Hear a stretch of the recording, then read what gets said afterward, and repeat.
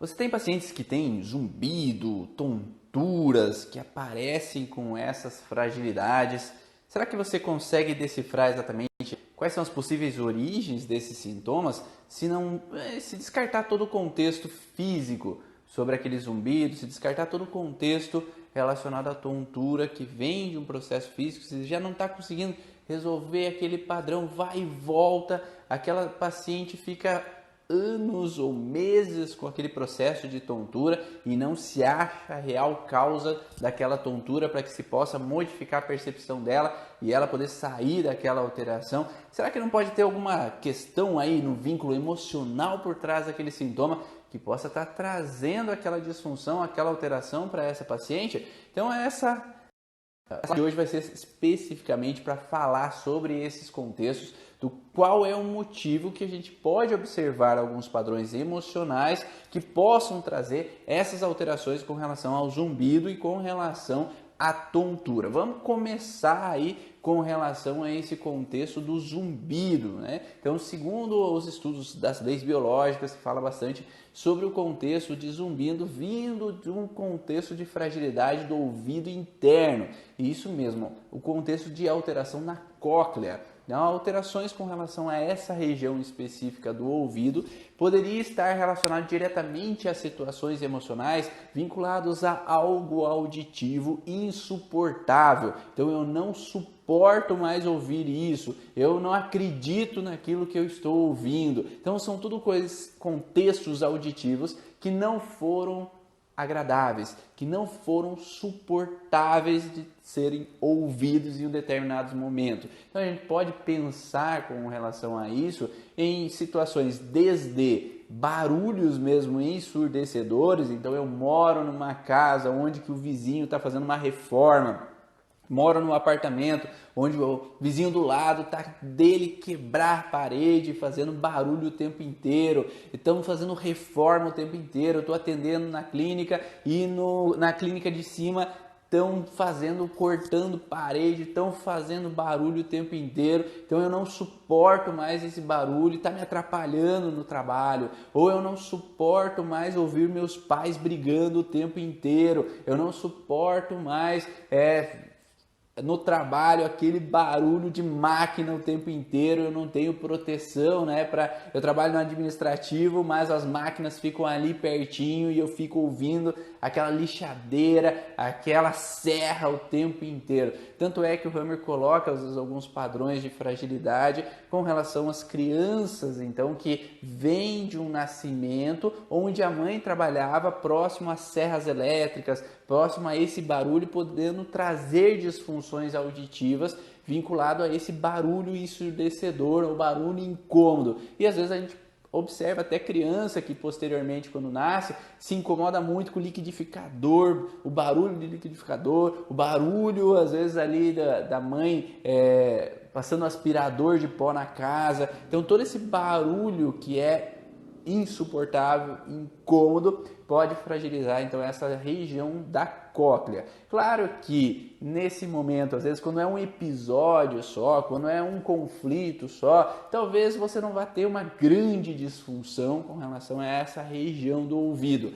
Mas quanto maior o conflito, quanto mais intenso é aquilo para mim, ou quanto mais tempo eu perduro vivendo aquela situação, maior é a fragilidade naquela zona do ouvido, chegando então ao zumbido.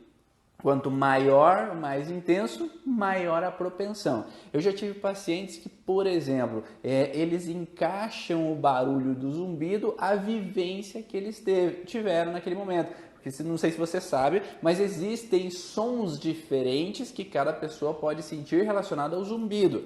Você provavelmente já foi em algum baile, alguma festa, né? Que naquele momento que tinha aquele som muito alto, depois que você sai daquele baile, sai daquela festa, você começa a ter aquele zumbidinho lá, né? Quando você vai para casa e não tem mais aquele barulho ensurdecedor ali daquela festa. Então, quando você vai para casa, fica um barulhinho, mas tem pessoas que dia inteiro, o tempo todo, dia após dia, ficam ouvindo aquele barulho ensurdecedor. Então, quando você está em um ambiente muito barulhento, é natural que naquele momento posterior você vai ter essa alteraçãozinha, aquele sintomazinho no ouvido. Mas se você não está dia após dia em festa, dia após dia em baile, tendo esse barulho o tempo inteiro, por que será que eu permaneço com essa alteração? Porque houve uma situação, um episódio muito chocante, muito forte, que trouxe esse sentido. Por exemplo, eu tive um paciente que ele tinha um barulho assim como se fosse um um chiado assim, mas que ia e voltava. E esse tom de zumbido para ele era assim, né? Era essa a conotação dele, é esse o som. Por isso que é importante o terapeuta perguntar: que barulho você sente? É um agudo, é grave, é um chiado? Você pode demonstrar para mim como que é esse barulho? Porque dependendo do barulho vai te trazer um sentido. E olha por quê? Porque para ele o que a gente foi buscar é quando ele possa ter tido esse barulho que remetia a um padrão conflitivo. E para ele remeteu a alguma coisa que ele foi insuportável para ele ouvir enquanto ele estava num apartamento à beira-mar e tinha ido passear com a noiva, com a namorada, e ela fala ali na sacada que ela não quer mais ficar com ele. Então ele não esperava esse som, essa palavra, isso que ela falou. Então aquilo que ele ouviu foi insuportável para ele, porque ele não esperava de forma alguma ter ouvido aquelas palavras da noiva, da namorada dele. Então esse sentido do que eu ouvi como insuportável, enquanto no fundo tinha o barulho das ondas ali, porque ele estava num apartamento, esse barulho representava o momento do estresse. Então aquele som posterior ali que estava de fundo é como se remetesse a um trilho do conflito. Né? Quem sabe aí o que nós falamos de trilho do conflito é tudo que remeta ao estresse que eu vivi. Então quando a gente vive o estresse, a gente grava os 5 sentidos: a visão, a audição, o olfato, o paladar e o tato. Nós estamos falando de audição. Então o que estava ouvindo naquele ambiente, naquele momento, enquanto eu vivi aquele choque, aquele conflito, é o que fica gravado como memória. Então o cérebro entende que aquele barulho representa um perigo de alerta, porque pode acontecer de novo. Então o cérebro fica remetendo aquele barulho como um alerta constante para que eu evite cair naquele choque de novo. Eu já tive pacientes que atenderam, sabe que muitas vezes o telefone lá de casa tem um chiado. É aquele mesmo chiado que eu ouço no meu ouvido quando eu estou com o zumbido. E aí a gente vai perguntar: você pode ter recebido alguma notícia? Então que o chiado fase de incômodo, né? Fase de estresse. Então teve alguma notícia que tu recebeu um pouco antes de começar esses chiados, que foi frustrante, que foi incômoda por telefone? Eu recebi a notícia que meu irmão tinha se acidentado. Ou tem outros pacientes que eu recebi a notícia da morte do meu pai. Eu recebi a notícia de que houve de um diagnóstico, né? Então, dependendo daquela notícia auditiva, porque nós estamos falando de zumbido, é auditivo. Quando eu recebo uma notícia que foi muito impactante, muito frustrante, muito incômoda para mim e que me pegou de surpresa, e essa informação auditiva foi insuportável, eu não acredito nisso que eu estou ouvindo. Eu não acredito que alguém me ligou falando que minha esposa está me traindo. Então é uma audição, é um processo auditivo insuportável aquilo que eu estou ouvindo. Então esse chiado que está de fundo, ele pode permanecer nesse tom do zumbido. Ou uma pessoa que, por exemplo, eu já não suporto mais essa gritaria aqui em casa, sabe? Então as crianças ficam gritando demais, o bebê está chorando o tempo inteiro, eu já não suporto mais ouvir o meu esposo e meu filho brigando. Então esse tom de voz, já que é insuportável, ele pode fragilizar então a cóclea e alterar esse contexto do zumbido. Então, enquanto eu permaneço no conflito, eu permaneço tendo esse sintoma. A partir do momento que eu não tenho mais, eu posso ter uma momentânea perda auditiva e depois voltar à normalidade. Existe a perda auditiva relacionada ao ouvido médio também, que entra numa relação mais de eu não conseguir pegar uma informação ou eliminar uma informação. Então se fala nas leis biológicas que o ouvido direito ele tem o contexto de pegar o bocado, pegar a informação que eu não estou conseguindo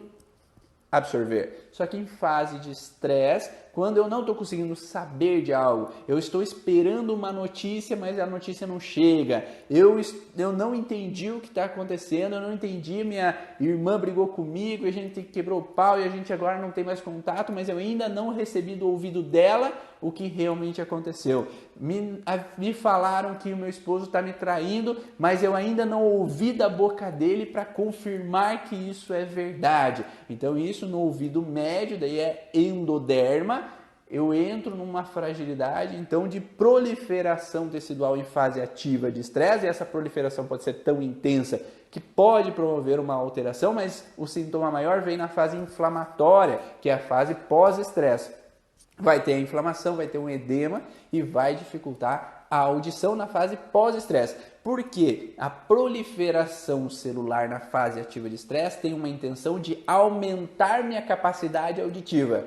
Será que você tem essa sensação ou conhece pessoas que ouvem demais? Então é aquela sensação de que está sempre ouvindo tudo. Eu nem ouvi o barulho do sino. A minha esposa fala bastante porque tem um sino da igreja do lado aqui da clínica. Eu ouço o tempo inteiro o sino tocando. A cada 15 minutos eu ouço o sino tocando. Mas como é que você ouve? Eu não ouço nada, minha esposa fala.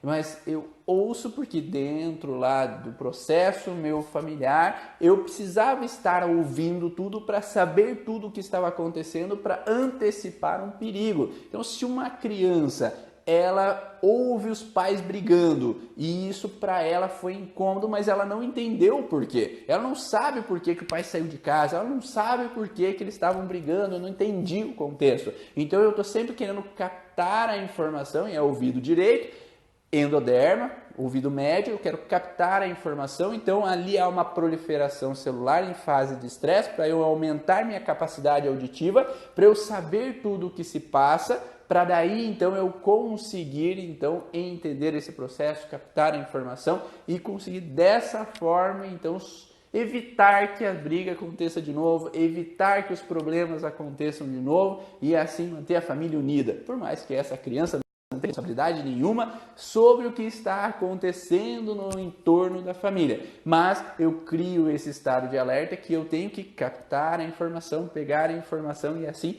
saber tudo o que se passa. Então esse sentido pode acontecer então nesse contexto do endoderma ouvido médio, né?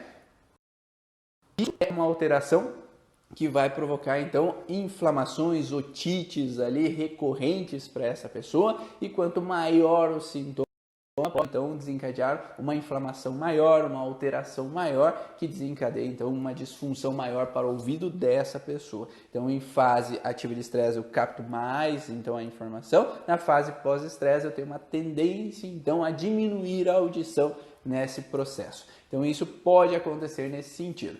Agora, nós falamos agora de endoderme, então que é esse contexto de pegar ou eliminar, então eu não suporto mais ouvir isso, eu quero eliminar, eu quero tirar aquilo da minha cabeça, aquele som que eu fico ouvindo, então eu posso ativar também o ouvido esquerdo.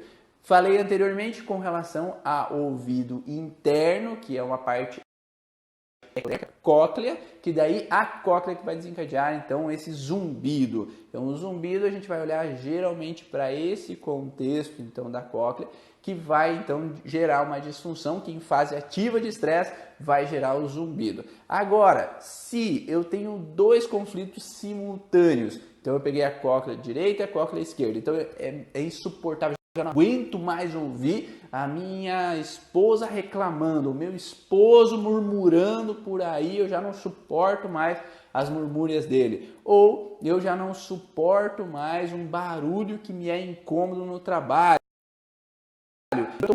Auditivas simultâneas, e isso pode causar então o zumbido bilateral. Então é quando eu tenho os dois lados do ouvido o zumbido, porque muitas vezes acontece, eu ouço do lado direito, eu tenho o zumbido do lado esquerdo, eu consigo relacionar qual lado é. Agora, se é dos dois lados, eu posso ter então uma situação simultânea, duas pessoas diferentes ou duas situações diferentes. Então eu não suporto mais determinado barulho, ou eu não aguento mais ouvir determinado barulho como incômodo. Eu não aguento mais ouvir as raposas subindo no telhado ali de casa, eu já não aguento mais esse barulhinho a noite inteira me incomodando. Então isso pode gerar então essas alterações vinculadas então ao ouvido interno. Agora, bilateralmente se fala também que entra num processo que nas leis biológicas chamamos de constelação esquizofrênica cerebral,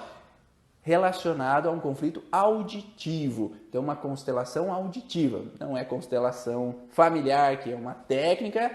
Separamos essas duas coisas. Constelação familiar é uma técnica, constelação esquizofrênica cerebral é o que nós chamamos quando há dois focos no cérebro ativo ao mesmo tempo. Vamos olhar aqui, então, por exemplo, nós estamos no córtex sensorial. No córtex sensorial, essa é a zona auditiva que o Hammer detectou. Os focos de Hammer do centro de controle da audição está aqui nessa região, no córtex sensorial ou pós-sensorial, e é ali que vai ter a fragilidade desse centro de controle que vai comandar esse processo auditivo e talvez desencadear então esse zumbido. Só que se esses dois focos estão ativos, tanto do lado direito quanto do lado esquerdo do cérebro, então os dois lados estão ativos ao mesmo tempo, aí a pessoa pode ter alucinações auditivas. Eu ouço que estão sempre me chamando, eu ouço um barulho ou ouço vozes na minha casa. Então, quando eu tenho esses dois conflitos, entra um processo alucinatório para aquela pessoa. Então, como eu não suporto mais ouvir, aquele processo é tão intenso que eu entro numa paranoia, eu entro numa alucinação auditiva. Então, se a gente consegue identificar quais foram os conflitos que entrou nesse padrão, que atingiu esses dois focos do cérebro, é possível eliminar essa constelação auditiva e a pessoa deixar de ter essa sensação que estão sempre chamando, ou a sensação que eu estou ouvindo vozes nessa região do ectoderme, então, desse processo então do ouvido interno num conflito de audição insuportável ou que eu ouvi como insuportável. Então, às vezes tem crianças que às vezes eu recebo uma notícia que eu sou adotado, então aquilo foi insuportável para mim, ou uma rejeição, ou tu não presta para nada, e às vezes pode ser insuportável para aquela criança essa informação. Mas falamos agora então também de outro contexto que está na região ectodérmica, mesma região ali do foco, onde que eu falei da parte sensorial e pós-sensorial, que também tem área auditiva, né? Então, a área auditiva, mas também tem a área do equilíbrio, contexto da vertigem. Então, quando uma pessoa tem tonturas, ela pode ter uma fragilidade mais ou menos naquele local também relacionado ao cérebro, só que em um contexto emocional um pouco diferente, né? O vestíbulo na cóclea, agora falamos do vestíbulo, tudo que entra dentro do labirinto, né? O vestíbulo, não sei se vocês já viram, mas tem uma série muito legal na Netflix e tem em alguns outros canais, que é Game do Cérebro, alguma frase assim, traduzindo, né? Mas depois eu lembro melhor ali para explicar e falar para vocês. Mas é Truques da Mente, né? Na tradução para o português. Então, nessa série Truques da Mente, na Netflix, eles fizeram um processo trabalhando em cima do vestíbulo e mostrando que o vestíbulo é como se fosse um quinto sentido, um sexto sentido, né? A gente tem a visão, a audição, o olfato, o paladar e o tato, mas o vestíbulo, ele entraria também como um processo de um sentido, porque eles demonstraram lá, colocando uma pessoa como se ela estivesse fazendo um ensaio fotográfico. Então, colocaram ela dentro de um caixote. Então era como se fosse uma caixa fechada, grande, né? Então 3 metros por 3 metros. E ali naquela caixa tinha um risco, né? E é como se a câmera estivesse bem na frente, só que tudo fechado. Então tinha só um buraco para a câmera, onde eles falariam que estariam tirando fotos dessa pessoa, e essa pessoa estando ali como um ator, né? Segurando um ensaio fotográfico, né? Segurando uma bandeja com vinho, taças de vinho, e em cima de um tijolo, digamos assim. Então lá vocês podem ver melhor. Então ele está segurando essas taças e fazendo aquele baita sorrisão, né, para aparecer na foto. Só que o que eles faziam? Essa caixa que tinha seus riscos na lateral, eles podiam mobilizar ela. Então, como eu estou aqui, né? Então, a pessoa estava parada, mas a caixa se mexia na região posterior. Então, ele percebia que essa pessoa que estava lá em cima lá daquela caixa, daquele caixote, quando essa caixa se mexia, mas o olho dele percebia que havia esses riscos se movendo, o vestíbulo dele, ele balanceava, ele caía e derrubava todas as taças de vinho no chão. Então eles percebiam com esse teste que esse momento de que eu estou focado lá na câmera, mas o meu cérebro percebe que há um movimento lateral, eu posso ter um desequilíbrio. Então aquela pessoa, ela derrubava todas as taças da mão. E daí ele não entendia o porquê, porque conscientemente ele não percebia esse movimento dessa caixa onde é que ele estava. Mas o cérebro dele percebia que como se estivesse se deslocando. E é isso muitas vezes que a gente passa no carro, não é? Então às vezes eu estou focado, às vezes no celular, eu estou focado, às vezes lendo um livro, mas o meu cérebro está vendo que a janela está todas as coisas se movendo ali. Então há um bug informacional, né? Porque o sentido é que parece que eu estou me movendo, mas ao mesmo tempo eu não estou me movendo. Então eu estou parado. Então há um bug informacional que acaba trazendo talvez um desequilíbrio ali naquele momento. É uma coisa para a gente se pensar nesse sentido.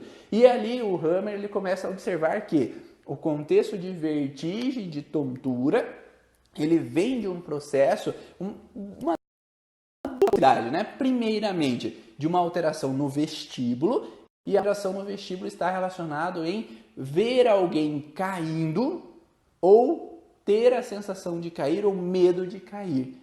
Então ele começou a perceber que todo paciente que tinha tonturas, ele observava esse critério de que, será que antes de você desenvolver essa tontura, você não teve uma situação onde é que você viu alguém caindo? Sim. E eu vou dar exemplo meu, né? Eu tive uma situação de uma fase tendo tonturas e eu vou lá tentar buscar, eu vou tentar entender aquilo que está acontecendo, até que me veio um insight.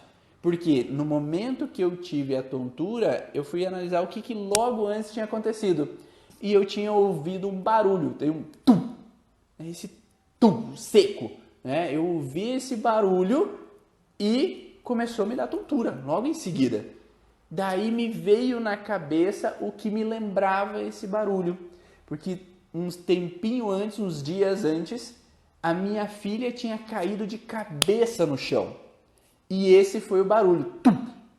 Só que agora, cada vez que ela bate o pé na parede, que faz o tum, ou cada vez que tem alguma coisa que cai no chão, que faz o tum, mesmo barulho, lá naquele momento, enquanto eu não compreendia isso, logo em seguida me dava uma tontura, porque me remetia à situação onde que alguém caiu e se machucou, porque ela chorou, e fica num alerta, um pai e a mãe quer saber o que está acontecendo, da onde caiu, porque eu não estava junto com ela quando eu só ouvi o barulho. Então essa situação de ter a sensação de alguém caindo, ou mesmo ver, porque eu tive uma cliente que teve a sensação de tontura e a gente foi buscar. Será que ali, um pouquinho antes de você ter a tontura, você não teve a sensação de ver alguém caindo? Sim, a minha sogra estava na minha frente, ela se desequilibrou e caiu no chão. E a gente teve que ir para o hospital, porque ela se machucou bastante o rosto dela. Então por isso que meu esposo também deu tontura, porque ele estava logo atrás de mim e também passou por essa cena. Então os dois tiveram uma situação de tontura posterior, e aí cada vez que eu vou andar com a sogra, cada vez que eu vou andar com a minha mãe, eu fico preocupado que ela vai cair, eu estou segurando sempre ali ela, para que ela não caia. Então por isso que muitas pessoas que têm uma dificuldade, fraqueza muscular em membros inferiores, pessoas que têm esclerose, né? Você está sempre na insegurança de que vai cair, ou crianças que estão aprendendo e que vai aprendendo a andar, então está sempre na insegurança que vai cair, ou idosos que estão sempre na insegurança que podem cair, principalmente se eles já caíram anteriormente. Pisei em falso, ou eu não vi o buraco e caí, ou teve isso, ou teve aquilo, que eu caí. Então, enquanto eu estou no processo do medo de cair, eu posso sim ter uma alteração no vestíbulo, então, no meu ouvido, no interno e acabar dando essa sensação de desequilíbrio. E esse desequilíbrio vai gerando então essa possibilidade de tonturas. Fase ativa de estresse, eu tenho uma tontura, certo? Mas o pico mais forte é na crise epileptóide. Então, quando eu saio do estresse, tem a fase inflamatória, mas no meio da fase inflamatória tem um pico de hiperestimulação que vai dar, então, um pico intenso de girar tudo, e aí eu tenho vômito, então eu tenho náusea, porque aquilo é um pico de hiperestimulação no sistema nervoso simpático, e aí vai gerar uma disfunção maior. Então, tá dando para entender? Tá ficando claro aí para você que está assistindo ao vivo? Dá um joinha, um ok, um coraçãozinho aí para eu saber se tá dando para compreender esse sentido, se você já conseguiu ver de alguns pacientes teus essa relação. Para quem está assistindo depois, manda aí também um joinha, um ok, para eu saber se está dando para compreender essas informações. Então, esse sentido de ver, ouvir alguém caindo, ele pode dar essa tontura e remeter esse padrão específico de alteração. Então, posterior a esse processo. Então, esses são alguns exemplos que eu vi de alguns pacientes, mas nem tudo é isso, né? Então, se a gente pensar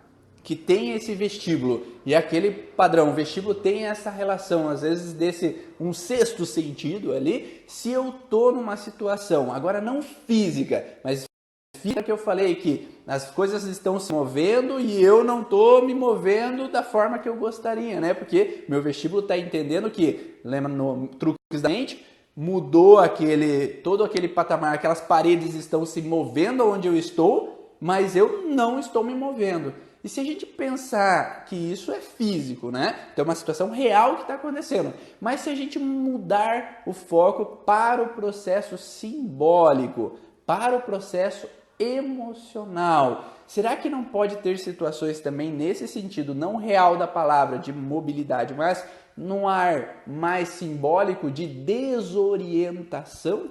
Quando uma pessoa está desorientada, sem rumo, eu não sei que rumo tomar, eu não sei que direção tomar, eu estou perdida.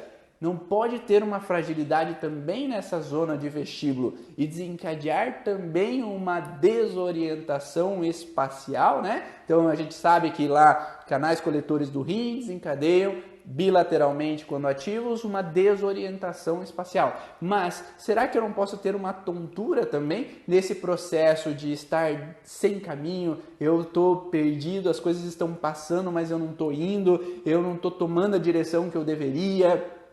Talvez eu vejo a vida passar e eu não estou realmente vivendo aquilo. Se eu estou, será que eu caso com uma bicicleta? Será que eu chuto balde, eu permaneço no casamento? Então, às vezes, talvez a gente poderia analisar algum sentido desse também nos nossos pacientes, nesse contexto simbólico de desorientação com relação às coisas se movendo e eu não me movendo da forma adequada. Eu não estou equilibrado nesse contexto familiar, eu não estou equilibrado nesse contexto profissional, e aí eu entro nesse contexto de alteração. O segundo contexto relacionado à tontura, segundo Hammer, é o contexto do edema cerebral. E quando acontece um edema cerebral? Em toda fase de pós-estresse de um conflito. Porque esses focos de Hammer, que eu falei para vocês, vamos colocar aqui, especificando a zona do córtex cerebral, se fala então que essa zona,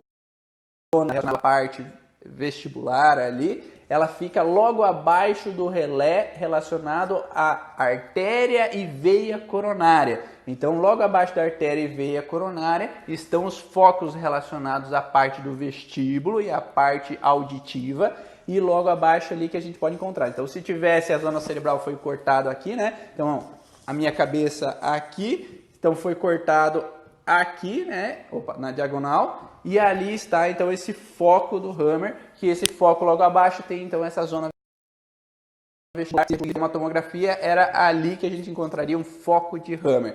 Também se fala, segundo a canadense, que estuda bastante sobre essa relação do Hammer, foi estudiosa e aluna do Hammer, ela fala que um conflito territorial de perda de território, tanto o lado direito e o lado esquerdo do cérebro, poderia provocar uma alteração logo abaixo. Então, devido ao edema cerebral, devido ao relacionado ao edema de fase pós-conflitolítica, esse edema poderia comprimir a zona relacionada ao centro de controle do equilíbrio. Então, se eu tenho um conflito proximal ali a essa zona de controle do equilíbrio e o conflito foi muito grande, foi muito intenso, e na fase de resolução, quando eu saio do estresse, acontece sempre um edema cerebral naquela zona de controle, aquele edema pode comprimir a região relacionada ao centro de controle do equilíbrio e desencadear uma tontura, mas não por causa de uma situação de desequilíbrio, de eu presenciar alguém caindo ou de ouvir alguém caindo, mas sim por causa de um edema cerebral que vai comprimir aquela região e daí provocar uma sensação de tontura. E muitas vezes essa pessoa vai sentir a cabeça pesada, vai sentir então uma pressão na cabeça por causa desse edema que está lá. Lembrei de um outro paciente que também teve tontura, do contexto de que ele teve uma situação que estava viajando e saíram fora da pista e caíram, não sei se é penhasco ou caíram, depende da região, aí fala, tinha um buraco do lado da pista e eles caíram, capotaram o carro. Então essa sensação de cair para fora da pista para aquela pessoa dava tonturas em viagens, porque remetia sempre essa sensação de que numa curva eu posso cair para fora da pista. Então o cair não necessariamente pode ser real, né, mas pode ser também emocional. Eu tive uma queda financeira, eu tive uma situação onde que eu caiu meu chão. Então tudo que é simbolicamente interpretado nesse sentido pode representar essa alteração e para essa pessoa desencadear então esse princípio de interpretação que vai levar ao sintoma. Então sempre vai depender da percepção para desencadear a alteração. Então na aula de hoje eu falei sobre a parte então do ouvido médio com relação às situações de proliferação celular, a capacidade de captar mais informações, aquela pessoa que ouve tudo dos outros, o ouvido interno que fala então no contexto relacionado ao zumbido, então eu não suporto mais ouvir, e o contexto da tontura do ouvido interno também, falando sobre esse contexto de presenciar alguém caindo, ouvir alguém caindo, ou mesmo eu cair, eu medo de cair.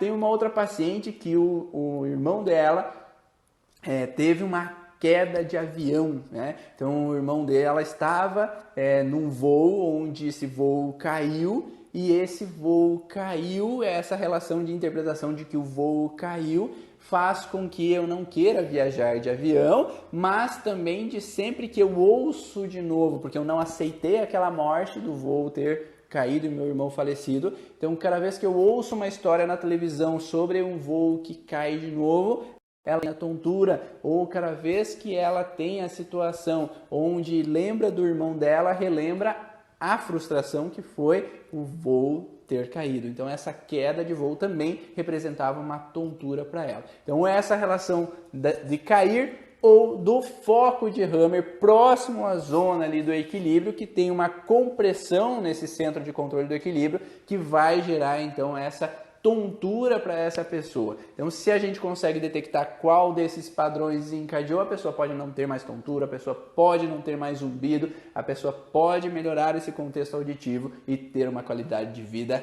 normal. Se você tem interesse em buscar mais informações sobre a origem emocional dos sintomas, segunda-feira começa a Semana da Origem Emocional dos Sintomas, uma semana inteira que eu vou falar mais aprofundadamente, o passo a passo de como você identificar qual é o conflito, o porquê que aquele conflito está desencadeando, como explicar para o teu paciente o porquê daquela alteração de forma online e gratuita. São 4 videoaulas que eu explico cada um desses detalhes para você compreender porquê do sintoma do teu paciente e como ajudar ele a sair dessa alteração. Se quer receber todo esse conteúdo, se cadastra no www.cursoorigens.com/semana.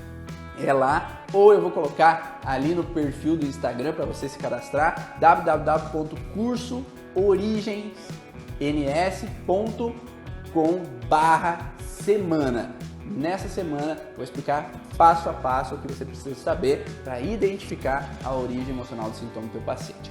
Grande abraço, eu te vejo no próximo vídeo, na próxima aula, em outro momento que eu possa compartilhar com você e você também comigo os seus conhecimentos. Tchau!